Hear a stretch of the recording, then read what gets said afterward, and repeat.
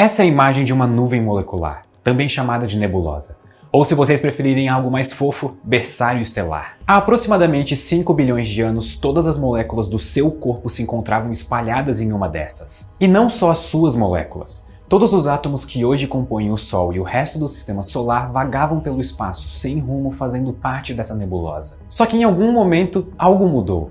E essa nuvem molecular aparentemente sem graça foi atingida por uma onda de choque, causada provavelmente por uma supernova nas proximidades. Antes da onda de choque, a matéria espalhada pela nebulosa estava longe demais para formar ligações gravitacionais fortes. Só que conforme a onda de choque atravessou a nebulosa, uma parte da matéria da nuvem foi comprimida o suficiente para criar uma ligação gravitacional e entrar em colapso. Durante o colapso, a atração gravitacional fez com que a matéria começasse a se acumular nos locais de maior concentração de matéria.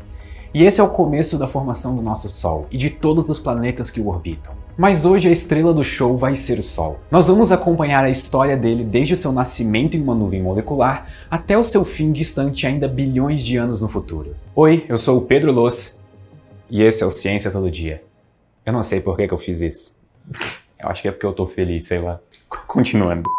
A matéria que está colapsando para formar o Sol é principalmente formada por átomos de hidrogênio e hélio, que começam a se juntar em uma esfera pequena. A gravidade vai tentar comprimir a maior quantidade de matéria no menor espaço possível. E conforme mais e mais matéria se acumula em um espaço cada vez menor, a pressão no centro dessa nuvem aumenta. E com o aumento da pressão vem um aumento da temperatura. Aqui nasce uma protoestrela, ou um Sol bebê. Os átomos no núcleo da protoestrela começam a se mover cada vez mais rápido e ganham cada vez mais energia. Eventualmente, os átomos de hidrogênio e hélio começam a ser ionizados. Isso é, os elétrons de carga negativa se separam do núcleo atômico que tem carga positiva. E conforme a pressão e temperatura aumentam ainda mais, um ponto crítico é atingido. Os núcleos de hidrogênio, que são basicamente prótons livres nesse ponto, começam a ser fundidos em hélio 3. Esse processo gera uma quantidade enorme de energia e causa uma pressão contra o colapso gravitacional. E com isso, a protoestrela vira de fato uma estrela, e a pressão da fusão nuclear causa uma expansão das suas camadas externas. E esse é o cabo de guerra que existe dentro de toda a estrela.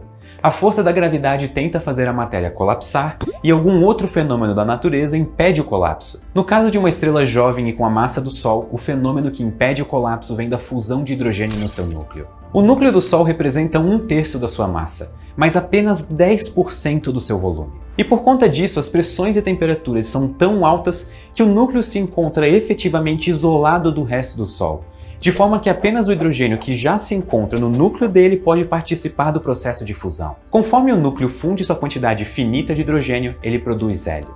E o Sol não tem temperaturas e pressões altas o suficiente para fundir hélio. Então, conforme o processo de fusão ocorre, hélio se acumula no núcleo do Sol. Um átomo de hélio, com 2 prótons e 2 nêutrons, surpreendentemente ocupa menos espaço que os 4 prótons livres usados na fusão, o que aumenta a densidade no núcleo do Sol e aumenta a taxa de fusão. Então, conforme o Sol transforma o hidrogênio em hélio, ele esquenta. Estimativas indicam que o Sol hoje é 40% mais brilhante do que no início do Sistema Solar há 4,6 bilhões de anos, e que ele vai continuar ficando mais brilhante pelos próximos 5 bilhões de anos, enquanto lentamente ele esgota o hidrogênio no seu núcleo. Mas em algum momento a quantidade limitada de hidrogênio no núcleo do Sol vai acabar. Com isso, a pressão gerada pela fusão nuclear vai ceder sob a força da gravidade e a estrela vai entrar em colapso mais uma vez. E nesse ponto, duas coisas interessantes acontecem. A primeira delas é no núcleo do Sol, formado agora por núcleos de hélio e elétrons livres. Ele começa a ser comprimido ainda mais. Só que existe um limite para essa compressão devido à natureza quântica dos elétrons. Segundo as regras da mecânica quântica, se você quer guardar elétrons no núcleo estelar, você precisa deixar eles em pares e separar bem esses pares uns dos outros.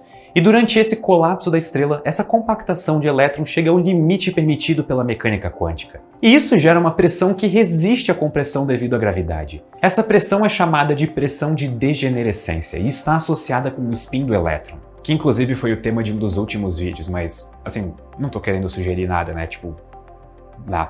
Mas de toda forma, a partir desse ponto, o núcleo do Sol não pode mais ser comprimido pela força da gravidade. Com essa pressão por causa da gravidade, a segunda coisa que acontece é que a pressão nas camadas externas do Sol aumenta drasticamente. E as temperaturas nas camadas ao redor do núcleo chegam ao ponto de realizar fusão nuclear, o que não acontecia antes. Lembrem-se que antes a fusão só acontecia no núcleo. e agora ela está acontecendo ao redor do núcleo. E com isso surge uma nova pressão agindo contra a gravidade. A pressão das camadas mais externas alivia e o Sol vai se expandir um pouco. O seu raio vai dobrar no decorrer de 500 milhões de anos. Sua luz nesse ponto vai estar avermelhada, e por isso que esse estágio é chamado de gigante vermelha. A partir daqui, o Sol vai ter apenas 100 milhões de anos restantes. Mas bastante coisa vai acontecer. Uma vez que o hidrogênio das camadas externas tenha sido usado, um novo colapso vai acontecer e as temperaturas vão aumentar ainda mais. Por mais que nesse ponto o núcleo do Sol seja sustentado pela pressão de degenerescência dos elétrons, a sua temperatura ainda pode aumentar, e aumenta ao ponto de realizar a fusão de hélio em carbono, num processo conhecido como triplo alfa. Mas o processo triplo alfa é muito energético e muito rápido, e assim que a primeira fusão de hélio acontecer no Sol, vai demorar apenas alguns minutos para todo o núcleo do Sol entrar em ignição e começar a fundir o seu hélio. E isso é extremamente dramático. Até então estávamos falando de eventos que demorariam ao menos alguns milhões de anos para acontecerem. E essa ignição do hélio toma apenas alguns minutos. É por isso que esse evento é conhecido como flash de hélio. Esse evento vai liberar tanta energia que vai expandir as camadas externas do Sol até a órbita da Terra. O Sol vai aumentar várias vezes de tamanho e engolir quase todos os planetas rochosos na sua órbita. E não só isso. 1/3 de sua massa vai ser ejetada para o espaço por conta da radiação que a fusão de hélio vai gerar. A fusão de hélio vai basicamente vencer a gravidade do Sol por 100 milhões de anos. Esse estágio em que o Sol está do tamanho da órbita da Terra é o estágio de supergigante vermelha. No final dessa fase, o Sol já vai ter perdido metade da sua massa. O hélio vai começar a acabar e o Sol não tem massa suficiente para fundir elementos mais pesados. Tudo que sobrar do Sol vai estar acumulado em um núcleo exposto, cercado pela matéria ejetada na fase de supergigante.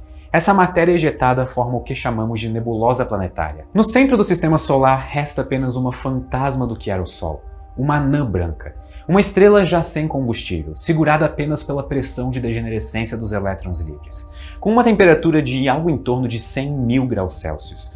Muito inferior aos 15 milhões de graus que o núcleo do Sol tem atualmente. A sua temperatura é devido à energia residual do Sol na estrela. Essa anã branca não é capaz de realizar a fusão, e ela está simplesmente emitindo o resto do calor que ela tem guardado. Ela pode até estar brilhando por fora, mas ela está morta por dentro. Isso é perigosamente parecido com a vida real. Esse brilho residual deve durar trilhões de anos, e o que acontece depois ainda não é certo. Afinal, o universo só tem 13 bilhões de anos, e nenhuma estrela chegou nesse ponto ainda. A principal teoria é que essa anã branca vai lentamente se apagar até que não emita mais nenhuma luz visível, se tornando uma anã preta, que não emite luz alguma e vai vagar esquecida e escura pelo universo até os fins dos tempos. Muito obrigado e até a próxima.